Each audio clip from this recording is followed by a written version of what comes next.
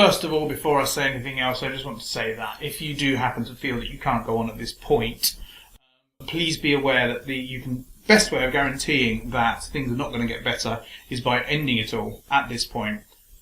And there are people out there who care and want to talk to you and want to listen to you and will be able to help you. So having got that out of the way, I just want to talk about the most depressing day of the year, okay, which was yesterday, not today for most people. And the reason it's depressing is that it's the time when Christmas is over, there's a long time before anything new happens, it's dark and cold, it's the middle of winter, and you get things like that in the post, which is a fine from the Inland Revenue for a hell of a lot of money, or credit card bills or whatever, and it's quite realistic to be depressed about that. Now obviously depression is a word that is overused and it's not the same as sadness, but there is an aspect to depression which is quite interesting to me, which is depressive realism. That is the idea that depressed people are more in touch with reality than people who are not depressed. There was an experiment done a few years ago where there was a light that went off on and off at random, and subjects in the experiment were expected to press a button to see whether they had any control over it, and the people who were not depressed were less able to realise that they didn't have any control over the light. Now, the thing about depressive realism is it's not necessarily a good thing. A certain degree of self-deception is healthy, and perhaps for that reason a certain degree of religion is healthy as well, if you consider religion to be false.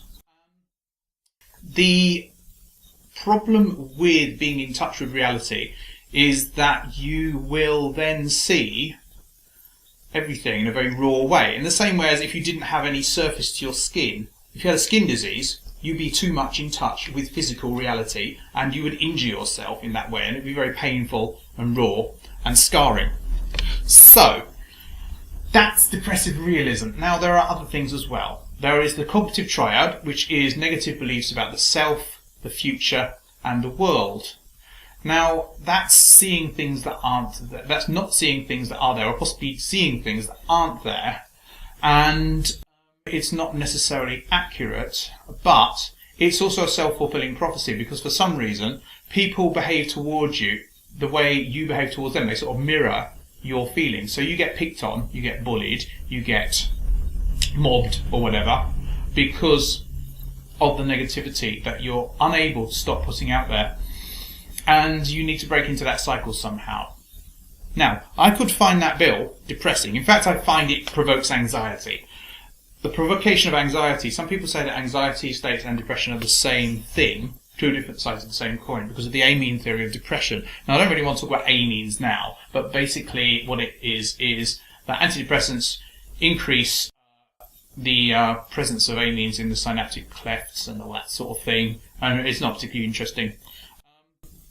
But simple chemical differences in the brain are not the same as being healthy. All we've got is a chemical difference. That doesn't mean that depression is an inaccurate way of perceiving the world. It may just mean that there are a lot of normal people out there whose brains are addled and are unable to see things clearly, and as a result they're happy.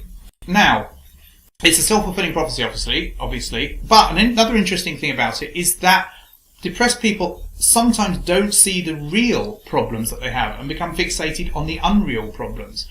For example, somebody may have a series of test results. They may have a quite obvious, serious problem with their physical health, and they will focus on something completely different.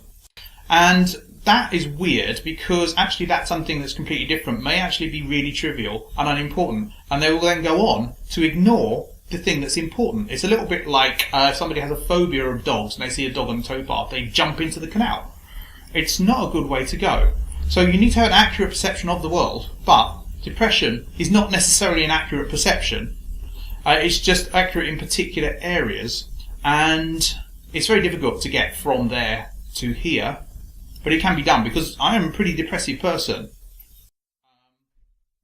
and clinically diagnosable, I'm sure, but right now I'm not depressed, and that's a good thing. See you tomorrow.